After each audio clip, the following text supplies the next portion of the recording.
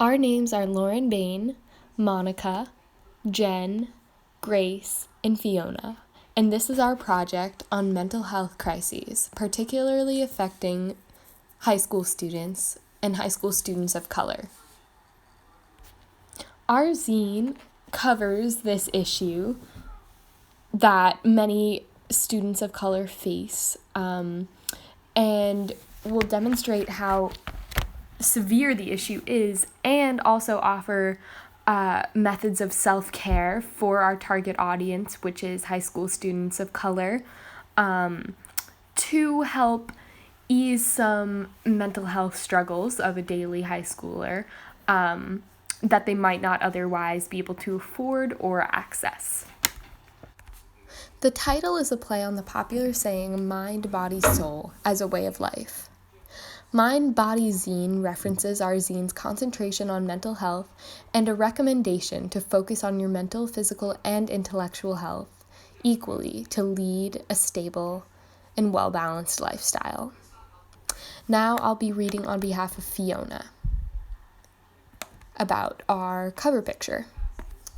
The image depicts an immigrant / first-generation girl who is entering high school, the demographic we are attempting to target.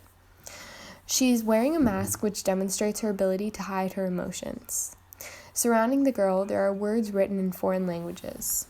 The words around the girl are words that immigrant parents may say when their children voice concerns regarding their mental health struggles. These words may include, "What will people think?" "Disgrace," "We don't have money," etc. Now for Tabi. So for the inside cover, I pretty much stated our goal, which is fixing the lack of quality mental health services catered to young immigrant students. America has a massive weak spot in implementing these mental health programs and making sure that they actually reach the youth. So by improving mental health resources in the school systems, the youth will be less likely to partake in illegal activities that often perpetuate the school-to-prison pipeline. We believe that in order to improve society as a whole, we need to invest in the next generation. The following is our group's manifesto / rant written by Grace Copps. It reads, "Police do not help in schools. To this date, no data suggests that police in schools makes them safer. In fact, police often create a more hostile environment.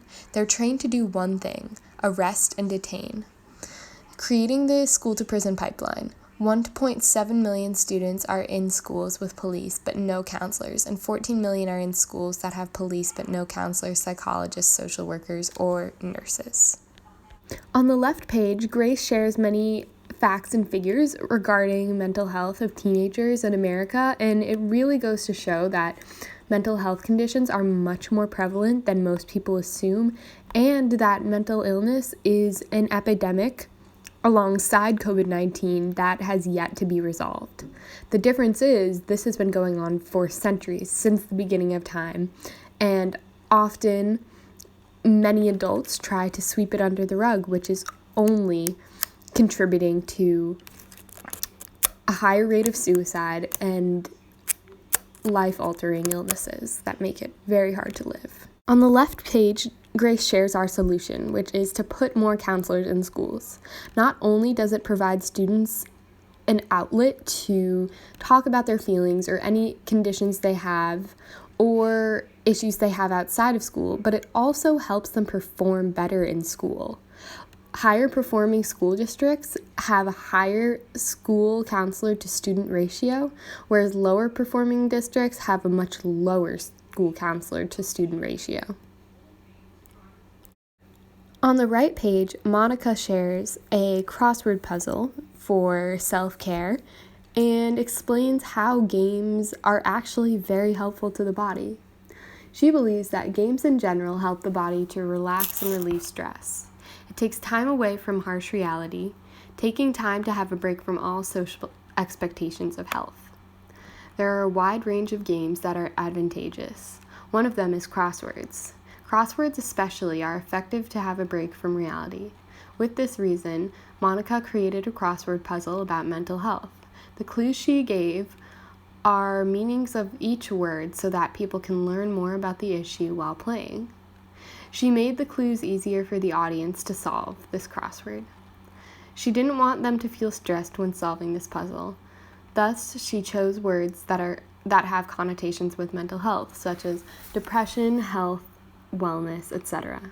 She also wanted to add solutions to this issue, such as words like counseling, action, assistance, and support. She made sure that a wide variety of audiences can play this puzzle, but mostly for teenagers, our target audience. She hopes they can learn more about mental health and relieve stress by enjoying the puzzle. On the right page, Jen recommended many different songs that really help for self-care in general. She believes, quote, that music truly embodies our innermost being. It is so remarkable that simply listening to a new song can completely alter the trajectory of your day. As such, she created a playlist that will help, quote, raise awareness for mental health, as well as act as a remedy to whatever negative energy surrounds you, unquote. A few songs that make her really happy when she's down include Pursuit of Happiness by Kid Cudi, High Hopes by Panic at the Disco, and Alive by Sia, just to name a few. She believes that these songs all provide its audience with pleasure and enjoyment thanks to their upbeat rhythm. She also added songs that resonate with her. 1-800-273-8255 by Logic, Save Myself by Ed Sheeran, and Breathe Me by Sia. She thinks that these songs all bring awareness to mental health through popularizing the suicide hotline, normalizing self-care, and bringing attention to finding ways to both distract and lift yourself up. If you or anyone you know are suffering through mental illnesses, just know that you have countless supporters that will always have your best interest at heart, whether it be through music or any other phase of life. Thanks to Jen for putting that together. As stated by Tabi, cinema has the unique ability to showcase mental health using fully developed characters. Representation matters because those affected are able to relate to someone and feel less alone. In addition, movies and TV shows allow others to get a new perspective on life. She feels a good example of this is the movie Joker. The movie showcases the massive issue that is underfunding of mental health services in America. Denying this essential aid can cause someone to spiral and be driven deeper into their crises. It is also a good example of how important it is to aid the youth and to avoid the snowball effect. If we don't help struggling underprivileged students with their mental health, then we are trapping them in the school-to-prison pipeline and the cycle of poverty. We must call on school boards to act. We must sign petitions, write emails, and make calls. If just one of America's children is left behind in the dust, then our world loses the possibility of reaching its full potential. That's all we have. Thank you so much for listening and feel free to ask questions. Bye!